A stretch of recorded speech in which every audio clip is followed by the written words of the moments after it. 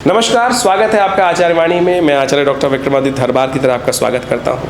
और आज का विषय हम जो ला रहे हैं आपके लिए, ला रहे हैं मेष राशि वालों के लिए जून का मध्यकाल किस प्रकार रहेगा। देखिए, जून में मंगल का ये परिवर्तन बहुत विशेष है और ग्रह के दृष्टिकोण से यदि देखा जाए तो मंगल महाराज लग्न में आपके शुभ होकर बैठे हैं, लग्नेश अपनी राशि में भी बैठ गए हैं। और शनि महाराज पूरी तरह से एकादश भाव में स्वग्रही होकर बैठे हैं। और शुक्र महाराज देखो अपने ग्रह में होकर बृहस्पति के साथ सुंदर योग बनाते दिखाई दे रहे हैं। और बस थोड़ी समस्या यह है कि इन दिनों शुक्र चल रहे हैं अस्त, बुध चल रहे हैं अस्त, मंगल पर चल रही है दृष्टि शनि की। तो ये सारी चीज़ें विचारणीय हैं और इन चीज़ों को ठीक करने के लिए क्या रास्ता अपनाया जाए। आमतौर पर बहुत सारे लोग अलग अलग प्रकार के उपाय बताते हैं। हम बताते हैं आपको पौराणिक वैदिक उपाय। हम बताने का प्रयास करते हैं कि जो मुहूर्त जो आ रहे हैं वो कैसे आपकी इन समस्याओं को ठीक करने के लिए, अब स्थिति बड़ी अनुकूल भी है प्रतिकूल भी, कैसे उनको ठीक करना है वो आपको सही रूप से समझने की ज़रूरत है। ऐसे में विशेष तौर पर ग्रहों का योग, त्रिग्रही योग का निर्माण चल भी रहा है और हटेगा फिर बदलेगा भी त्रिग्रही योग का निर्माण। शुक्र, सूर्य, बृहस्पति एक साथ है और उसके बाद विशेष तौर पर बुध, शुक्र और सूर्य ये भी एक हो जाएंगे। तो ये विशेष तौर पर एक ग्रह बनाएंगे। तो ये तीन तिगाड़ा काम बिगाड़ा लगातार स्थिति चल जो रही है उनको कैसे ठीक करना है, आपको इनको सही रूप से समझने की आवश्यकता है। और देश काल परिस्थिति को समझकर जो बुद्धिमान व्यक्ति कार्य करते हैं वो हमेशा विजय को प्राप्त करते हैं। ये सिद्धांतिक तौर पर हमें समझना चाहिए। तो आप समझें मेष राशि वालों, आपके लिए ग्रहजन क्या खेल खेल रहे हैं, कैसे उनको ठीक करना है। 11 तारीख की यदि हम बात करें, 11 जून को मंगलवार का अवसर, पंचमी तिथि विद्यमान है। सिंह राशि में चंद्रमा पदार्पण करेंगे, उससे पहले कर्क में रहेंगे और ये आपके लिए ओवरऑल अनुकूल स्थिति दिखाई देती है ग्रहगण दृष्टिकोण से। ये आपके लिए विशेष तौर पर लाभ के योग प्रशस्त करेंगे। थोड़ा सा ध्यान रखना पड़ेगा आपको, भ्रमण, अननेसेसरी कार्यों से बचें, बहुत ज़्यादा भ्रमण से बचने का प्रयास करें। जो इन दिनों ग्रहों की स्थिति है वो विशेष तौर पर दिखाती है कि नेगेटिव थिंकिंग ना हो। नेगेटिव थिंकिंग से जितना बचेंगे उतना पॉजिटिव रिजल्ट ला पाएंगे। नेगेटिव थिंकिंग ना करें, न गलत ना सोचें। तो उससे बचते हुए कार्य करने की ज़रूरत है शुरू के दिनों में। इस स्थिति पर ध्यान रखना, 2-3 दिन ये बात खास तौर पर ध्यान रखने की ज़रूरत है। बुढ़वा मंगल है, हनुमान जी को ताकत देंगे तो बहुत सुंदर होगा हनुमान जी कृपा से। और आपकी राशि के अनुसार से तो हनुमान जी आपके इष्ट ही निकलते हैं इस वक्त, तो वही कृपा करने वाले बैठे हैं। और देव योग से इस बार बुढ़वा मंगल पड़ गया है, तीसरा बुढ़वा मंगल है, तो हनुमान जी का स्तवन करें, सुंदरकांड का पाठ करें, समस्त कष्टों को दूर करने के योग बनेंगे। हमने भी विवेकानंद योगाश्रम में ये कार्यक्रम रखा है। इस दिन हनुमान जी की विशेष तरह पूजन करने की सुंदर व्यवस्था, सुंदरकांड रहेगा विवेकानंद योगाश्रम में। आप भी सादर आमंत्रित हैं शाम को 5 बजे से इस कार्यक्रम में, जो भंडारे के साथ, सवामनी के भोग के साथ, हनुमान जी को छोले के साथ, हनुमान जी के यज्ञ के साथ, सुंदरकांड के पाठ के साथ बड़ा विशाल कार्यक्रम रहता है बुढ़वा मंगल पर। तो आप भी सम्मिलित हों इस कार्यक्रम में। देवस्थान है, भगवती का नित्य प्रति स्तवन होता है, 8 घंटे यज्ञ होता है। आप भी रहेंगे तो आनंद रहेगा। मेष राशि वालों के लिए 12 जून का अवसर जो है बड़ा विशेष है। इस दिन बुधवार है, षष्ठी तिथि है और मिथुन राशि में शुक्र का प्रवेश हो रहा है। ये प्रवेश आपके लिए बहुत महत्वपूर्ण रहेगा। शुक्र का परिवर्तन जो होने जा रहा है ये आपके लिए खास तौर पर दिखाता है ये बड़ा महत्वपूर्ण योग बनेगा। लेकिन शुक्र शक्ति में थोड़े कमज़ोर हैं, अस्त चल रहे हैं, तो शुक्र को शक्ति देने का आपको प्रयास करना चाहिए। ऐसे में विशेष तौर पर कई क्षेत्रों में आपके लिए लाभ के योग बन सकते हैं। कई विशेष तौर पर शोध का कार्य बन सकता है, रिसर्च वाले ओरिएंटेड कामों में, सेवा वाले कामों में विशेष तौर पर भाग्य जागने के योग बन सकते हैं। जीवन साथी का सहयोग करना बहुत विशेष है आपके लिए। जीवन साथी का जितना सहयोग प्राप्त होगा, जितना प्रसन्न रहेगा आपसे, उतनी किस्मत को जगाने के योग बन सकते हैं। कई ग्रह इस वक्त एक ही तरफ विचार कर रहे हैं, तो आप विशेष तौर पर जीवन साथी जो शादीशुदा लोग हैं उनको प्रसन्न करने का प्रयास करें, उतना बढ़िया आपके लिए योग बनेगा। शुक्र थोड़ा अस्त है और ये आपके लिए थोड़ा मनोमस्तिष्क में नेगेटिविटी उत्पन्न कर रहा है। गौ सेवा करें, जीवन साथी को प्रसन्न करें, सब ठीक हो सकता है। 13 तारीख के लिए हम बात करें सप्तमी तिथि बृहस्पतिवार का अवसर। ओवरऑल ग्रह नक्षत्र आपके लिए विशेष तौर पर दिखाते हैं कि आप पॉजिटिव होकर काम करें। जो आपके प्रति हीन भावना रखेगा ना वही क्षय को प्राप्त हो जाएगा। ऐसा ग्रह योग का निर्माण आपकी राशि में इन दिनों चल रहा है। तो निर्द्वंद्वता लाइए, निश्चिंतता लाइए। हम तो अभी यही सोचते रहते हैं पता नहीं सामने वाला क्या सोच रहा है, लेट इट बी। अगर वो नेगेटिव सोच रहा है तो अपना ही नुकसान कराएगा। आपकी राशि में इस वक्त ग्रह योग ऐसे चल रहे हैं इस वक्त, तो इसलिए अपनी चाल में मस्त रहें। हाथी चलत बाजार में जो भौंकते हैं भौंकने दीजिए उनको, कुत्ता भौंक हजार, साधुन को दुर्भाव नहीं जो निंदे संसार। अरे तो आपके ग्रह योग ऐसे हैं कि उनका ही नुकसान होगा। आप अपने पॉजिटिव चलने का प्रयास कीजिए ना, फिर काहे चिंता कर रहे हैं। बृहस्पति का पूजन करें, पीली चीज़ों का दान करें, केले का दान करें, तो ये आपके लिए बड़ा अनुकूल रहेगा। 14 तारीख के दिन हम बात करें, शुक्रवार का अवसर, अष्टमी तिथि है और इस दिन ग्रहों का परिवर्तन हो रहा है। सूर्य जा रहे हैं मिथुन राशि में, बुध जा रहे हैं मिथुन राशि में। जेठ के महीने में ये संक्रांति का शुभ योग बन रहा है। यह आपके लिए परिवर्तन बड़ा महत्वपूर्ण रहने वाला है। यह आपके लिए विशेष तौर पर कई क्षेत्रों में आगे रास्ते खोलने की योग बनाने वाला है और इसको आपको समझना चाहिए। सूर्य परिवर्तित होकर जो योग बना रहे हैं तृतीय भाव में, ये विशेष तौर पर आपके लिए नए पुरुषार्थ को जगाने वाला रहेगा। बुध का परिवर्तन जो हो रहा है नए पुरुषार्थ को जगाने वाला रहेगा। पुरुषार्थ का भाई है, भाइयों का भाव है, ये पुरुषार्थ का भाव है। विशेष तौर पर आपके पार्टनरों का भाव है। ये सब प्रकार से आपके लिए जो उन्नति का योग बन सकता है। चंद्रमा का योग भी जो बदल रहा है, सब कन्या राशि में जा रहे हैं, बाकी बुध की दूसरी राशि में जा रहे हैं। तो ये बुध का खेल बड़ा विचित्र है, लेकिन बुध इन दिनों अस्त है, ये समस्या का कारण है। तो आपकी राशि में बुध को आपको शक्ति देने का प्रयास करना चाहिए। बहनों की सेवा करें।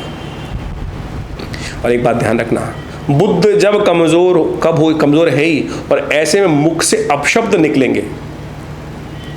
बुध का संबंध जीभ से भी होता है, वाणी से होता है, और वाणी में जितने अपशब्द आएंगे बुध उतना नेगेटिव हो जाएगा। कोई उपाय करो ना करो, वाणी से कुछ गलत बात ना निकालो, अपशब्द ना निकालो, गाली ना निकले।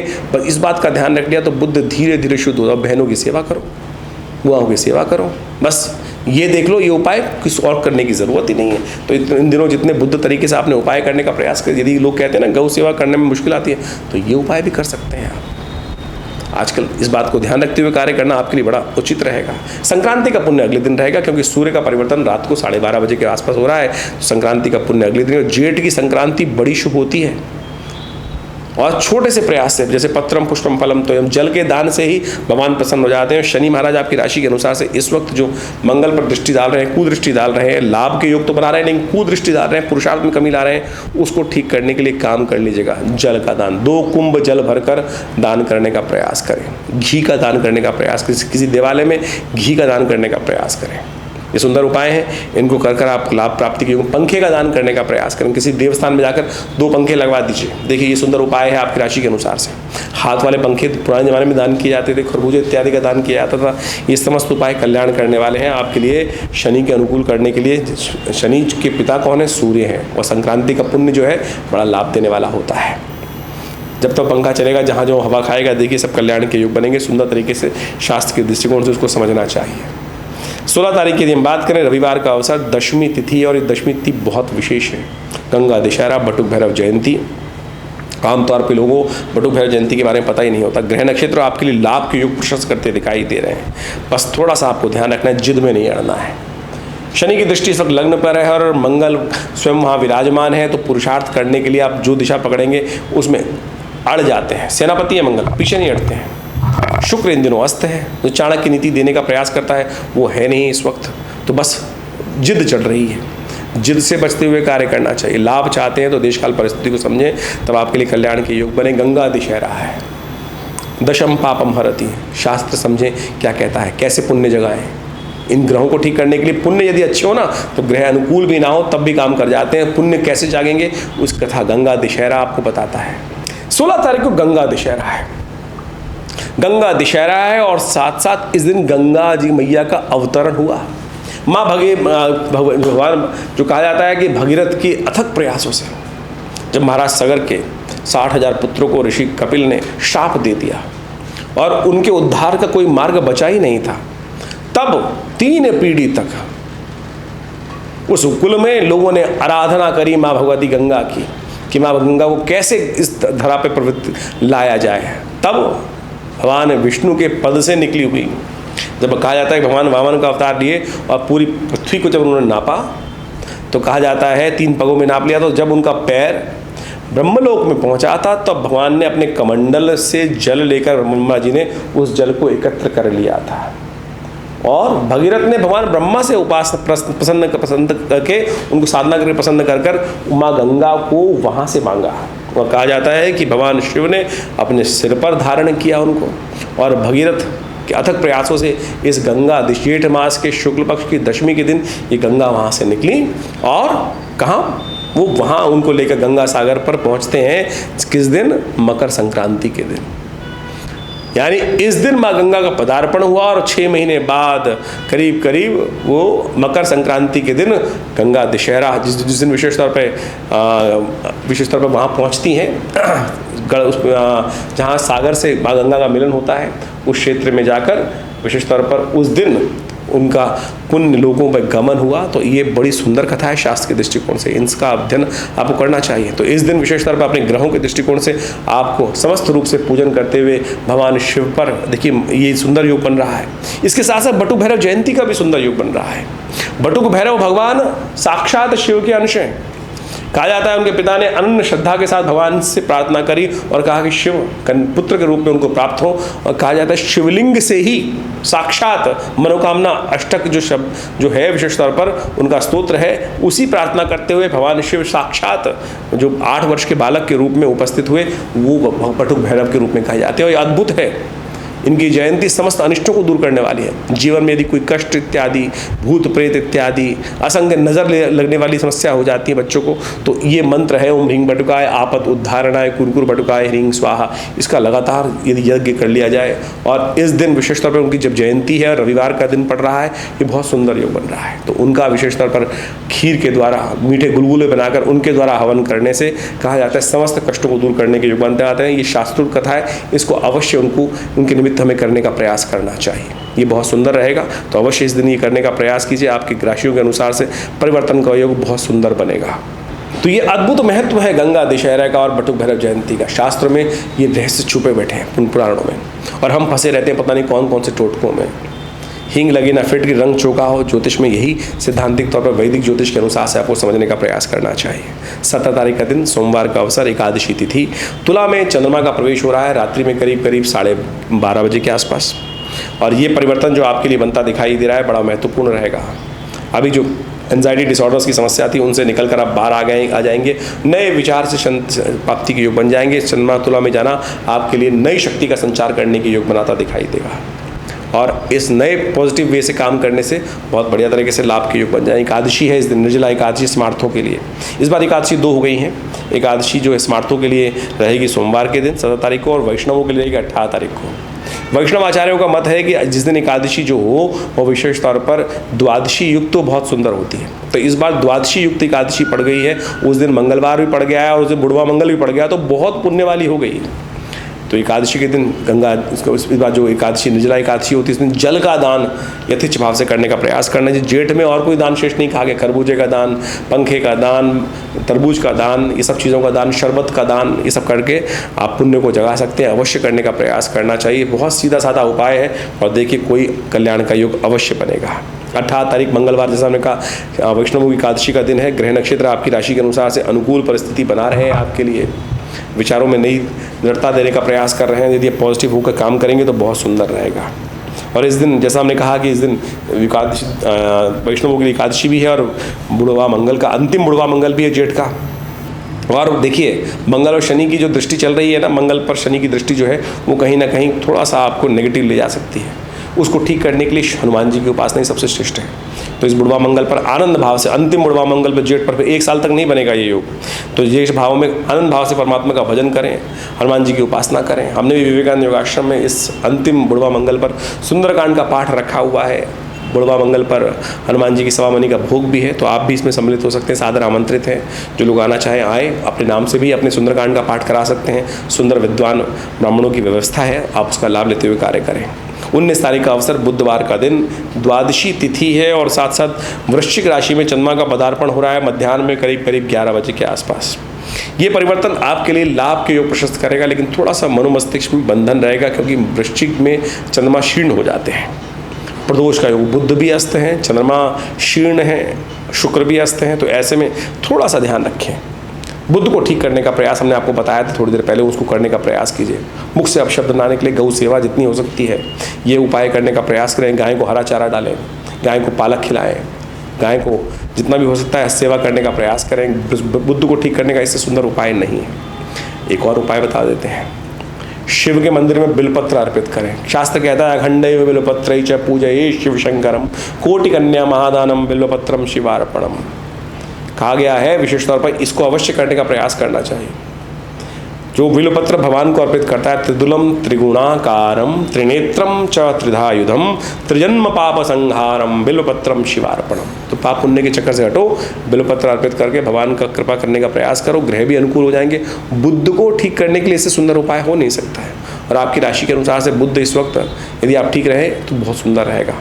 बुध के घर में ही सूर्य चल रहा है, बुध के घर में ही इस वक्त बुध स्वयं अपने घर में चल रहे हैं और वो कमज़ोर हैं, शुक्र भी वहीं चल रहे हैं। तो ये उपाय अवश्य करें। देखिए कल्याण के युग बनेंगे। और बुध बुद्धि का मालिक है और इस पुरुषार्थ का मालिक है, आपके सेवा भाव का मालिक है। तो इनको जितना लाभ चाहते हैं ये अवश्य करने का प्रयास करें। 20 तारीख का अवसर, बृहस्पतिवार का अवसर, त्रयोदशी तिथि है। ग्रह नक्षत्र आपकी राशि के अनुसार से गजकेसरी योग का निर्माण उपस्थित है। पॉजिटिव थिंकिंग में सोचकर कार्य करने का प्रयास करेंगे। चने की दाल का दान करने का प्रयास करें। बृहस्पतिवार का अवसर है। गाय गौशाला में भिजवा दीजिए चने की दाल, पीली चीज़ों का दान कर दीजिए। ये गजकेसरी योग लाभ देने के लिए बना है, लाभ दे के ही जाएगा। ज्योतिष एक बहुत गूढ़ विषय है।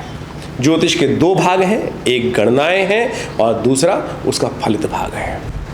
भारतीय संस्कृति ने, भारतीय ऋषि मुनियों ने, मनीषियों ने जो पौराणिक काल के अंदर और उपनिषद काल के अंदर इस ज्योतिष विज्ञान को पंचांग के साथ जोड़ते हुए, एस्ट्रोनॉमिकल पॉइंट ऑफ व्यू से जोड़ते हुए गणित को फलित के साथ जोड़ा और कई अपने अनुभवों से ऐसे उपाय शास्त्र में वर्णित किए जिनको हम आज उत्सव मुहूर्तों के रूप में जानते हैं। ये उत्सव वास्तविक तौर पर मुहूर्त है। और हमने इस कार्यक्रम के माध्यम से, अपने आश्रम के माध्यम से जो अपना एक चैनल बनाया आचार्य वाणी, उसमें हम इन्हीं पौराणिक उपयोगों को लेकर, प्रयोगों को लेकर, पुरानी कथाओं के माध्यम से जो ये मुहूर्त आते हैं वही वास्तविक तौर पे आपके कष्टों का निवारण का योग बनते हैं।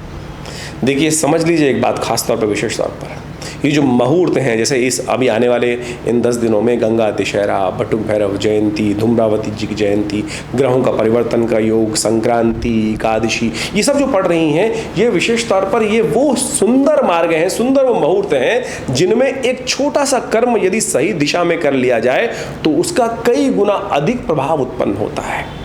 आमतौर पर आज जो लोग जो ज्योतिष के अंतर्गत आ गए हैं, अपने आप को रखने का प्रयास करते हैं, वो सारे के सारे टोटके और फालतू जो विशेष तौर पर शास्त्रोक्त नहीं है उन प्रयोगों को लोगों के समक्ष रखने का प्रयास करते हैं और भ्रांति ऐसी उपस्थित कर देते हैं कि वो शास्त्र के साथ सम्मत बात कर रहे हैं। तो ज्योतिष टोटकों का विज्ञान नहीं है। ज्योतिष के साथ साथ यदि अध्यात्म को और शास्त्र पुराणों को, वैदिक कथाओं को, वैदिक रहस्यों को यदि समझने का प्रयास करें, हमने उसी को जोड़ के आपके समक्ष इन समस्त उपायों को बताने का प्रयास किया। और उन उपायों को आप सही रूप में, सही दिशा में, हमारे मनीषी गणों ने जो व्यवस्था करी पंचांग के दृष्टिकोण से आप देखें, हर रोज़ कोई ना कोई उत्सव है। भारतीय संस्कृति एक ऐसी संस्कृति है जिसमें हर रोज़ कोई उत्सव है। हमारे यहाँ मरण दिन नहीं मनाया जाता, मरण दिन नहीं मनाया जाता। हमारे यहाँ सब आनंद उत्सव है। जीवंत संस्कृति है भारतीय संस्कृति। और नई दिशा, नया सूर्य, नया कुछ उत्पन्न करने के लिए, नया लाभ देने के लिए उत्पन्न होता है हर रोज़, उदय होता है हर रोज़। तो हम उस रूप में अपनी संस्कृति को समझते हुए कार्य करें तो बड़ा सुंदर रहेगा आपके जीवन। देखिए जीवन में सुख और दुख एक पहिए के समान है, चलते रहते हैं, आता जाता है। तो वो परिवर्तन की तरफ है, कोई भी चीज़ स्थायी नहीं है। बस विश्वास जगाना है, सही दिशा पकड़नी है। और अभी जो हम ज्योतिष के दृष्टिकोण से आपके समक्ष ये सारी बातें बता रहे हैं, ये सारी की सारी गोचर के दृष्टिकोण से, आपकी राशि, जन्म राशि कौन सी है, चंद्रमा कहाँ विराजमान है, वो चंद्र राशि मानी जाती है। और उसके साथ से किस लग्न में जन्म हुआ है वो आपकी लग्न राशि मानी जाती है। तो उन सबको समझकर ज्योतिष की गणनाओं को आपके जीवन में उतारने का, हमको समझने का और फिर आपको बताने का प्रयास किया जाता है। हम यहाँ राशि के गोचर के प्रभाव के अनुसार से आपको बताते हैं।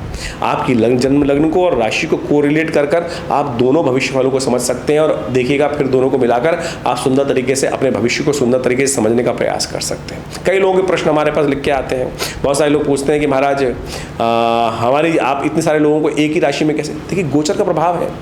संसार में ज्योतिष के दृष्टिकोण से पूरे संसार को 12 ही भागों में तो बांटा गया है, लेकिन जनरल कैरेक्टर के तौर पर गोचर के प्रभाव को हम समझ सकते हैं। ये एक अलग विशेष तौर पर व्यवस्था है कि व्यक्ति अपनी जन्मपत्री में कौन से ग्रह लेकर आया है, किस प्रकार की अवस्थाएं, कौन सी दशाएं हैं, कौन सी ग्रहों की कितनी शक्ति है, वो सब उसकी जन्मपत्री से निकालने का प्रयास किया जाता है और समझने का प्रयास किया जाता है। और फिर हम प्रत्यक्ष रूप से वर्तमान, भविष्य, भूत को समझते हुए, ग्रहों की दिशाओं को समझते हुए उनके भविष्य में आने वाले कष्टों को दूर करने का योग बहुत सुंदर बना सकते हैं। ज्योतिष एक बहुत गूढ़ विषय है। हम आप उन समस्त रहस्यों को लेकर, ज्योतिष की प्राचीन वैदिक परंपरा को लेकर हम आपके समक्ष इस चैनल पर रहते हैं और आशा करते हैं आप इन गणनाओं का लाभ सही रूप से लेने का प्रयास करेंगे। आज हर क्षेत्र में देखिए, सुनिए क्या होता है कि बड़े अच्छे अच्छे जो व्यवस्थाएं करते हैं, अच्छे से अच्छे लोग हैं, खराब से खराब लोग। ज्योतिष पैसे कमाने का जरिया नहीं है और हम इन सब के माध्यम से आपके समक्ष ऐसे उपाय बताने का प्रयास करते हैं। बहुत सारे लोग तो ज्योतिषी आप देखें, जितने भी जो लोग जहाँ भी जाते हैं, या तो अंगूठियों पे अंगूठियाँ 15-15, 20-20 अंगूठी, मालाएं, और ये मुझे भी कहा जाता है कई बार विभिन्न चैनलों के माध्यम से। मैं विभिन्न भारत के टॉप मोस्ट चैनल्स पे रहा और रहता हूँ अभी भी, और वहाँ पे कई बार जब आरंभ में गया था तो कहा जाता कि महाराज आपको बैठना है तो आपको मालाएं पहननी पड़ेंगी, अंगूठियाँ पहननी पड़ेंगी। तो हमारा शुरू से एक मत रहा है और हमारे साथ जिन्होंने भी कार्य किया है, कर रहे हैं, वो इस बात को समझते होंगे कि हमने कभी इस आडंबर में ज्योतिष को नहीं डालने का प्रयास किया। अपने बाहुबल पर, अपने मनोमस्तिष्क पर विश्वास रखें, उस परमात्म तत्व पर विश्वास रखें, मंत्र पर विश्वास रखें, अपने ज्ञान पर विश्वास रखें, वही आपका कल्याण करेगा। इसका कतई ये मतलब नहीं है कि नख खराब है, मालाओं का प्रभाव नहीं, सबका प्रभाव है, लेकिन सबसे पहले उन पैसों को खर्च करने से पहले, सुनार को पैसे देने से अच्छा ये है कोई गरीब व्यक्ति को दान कर दो। ज्योतिष बहुत सरल विषय है, यहाँ कहीं पैसे की बात नहीं है। तो इस बात को हम समझते हुए आपको कार्य करना चाहिए और अपने जीवन में सही सिद्धांत को समझने का प्रयास करना चाहिए। तो ज्योतिष को सही रूप से समझेंगे तो जीवन में कल्याण का मार्ग अवश्य प्रशस्त होगा। और हमने इस क्षेत्र में विवेकानंद योगाश्रम, जो हमारा संस्थान है, पिछले करीब 60 सालों से लगातार कार्य कर रहा है। हमारे पिता आचार्य श्री केशव देव जी महाराज के द्वारा सुंदर तरह से आश्रम की व्यवस्था की गई। यहाँ भगवती की सुंदर प्रतिष्ठा की गई, जो 1947 में मुल्तान से माँ भगवती का श्री विग्रह चमत्कारिक रूप से, कहते हैं ना पत्थर नहीं चलते, हम कहते हैं पत्थर चलते हैं भाई, आया श्री विग्रह। कहाँ भगवती मुल्तान से इतना सुंदर मंदिर विराजमान होगा, पार्टीशन हुआ, विशेष तौर पर कटाई हुई, क्या विशेष तौर पर बुरा समय था, और ऐसे में माँ भगवती को एक व्यक्ति ट्रंक में बंद करके लाया और हमारे पिता आचार्य श्री केशव देव जी के घर पे उनको देके गया। और आज वो सुंदर विशाल भगवती का श्री विग्रह हमारे विवेकानंद योगाश्रम में प्रतिष्ठित है। हमारा भाग्य है, सौभाग्य है, मैं कहूँगा भाग्य में सौभाग्य है कि माँ के सानिध्य में बैठकर हम नित्य प्रति उनके लिए यज्ञ करते हैं, उनके सानिध्य में बैठकर लोगों के कष्ट दूर करने के सुंदर योग बनते हैं। तो आप भी आ सकते हैं विवेकानंद योगाश्रम में माँ भगवती के सुंदर श्री विग्रह का दर्शन करने के लिए, मनोकामना सिद्धि करने के लिए, अपने कष्टों को, सौभाग्य को जगाने के लिए, कष्टों को दूर करने के लिए। हमारे आश्रम पर नित्य 8 घंटे आज भी यज्ञ होता है और बहुत सारे भारतीय पराविद्याओं पर पिछले करीब 50-60 सालों से लगातार शोध चल रहा है। मुद्रा विज्ञान के द्वारा, विभिन्न यज्ञ मंत्र के द्वारा, विभिन्न प्रकार से कई शोध के कार्य किए गए हैं। हॉस्पिटल बनाया गया योग विज्ञान का, प्राकृतिक चिकित्सा का, आयुर्वेद का, जो भारत सरकार के साथ कार्य कर रहा है, पैनल पर है दिल्ली गवर्नमेंट के, सेंट्रल गवर्नमेंट के, और समस्त प्रकार से हज़ारों लोग इस सुविधाओं का लाभ ले रहे हैं। आप भी अध्यात्म से जुड़ें, अध्यात्म का सही रूप समझें, जो विभिन्न प्रकार से भारतीय संस्कृति में कर्मकांड के सिद्धांतों के अनुसार से बताया जाता है। विभिन्न समय में वो सब प्रकार के अनुष्ठान, अभी बहुत जल्दी गुप्त नवरात्रि आरंभ हो रहे हैं और विशेष यज्ञ जुलाई के अंदर गुप्त नवरात्रों में रहेगा आश्रम पर, और उन 9 दिनों में सहस्त्र चंडी का सुंदर कार्यक्रम रखा जाएगा। आप उन सब कार्यक्रमों में सम्मिलित होकर माँ भगवती का सानिध्य प्राप्त कर अपने जीवन के कष्टों को दूर करने का प्रयास करेंगे तो बहुत सुंदर रहेगा।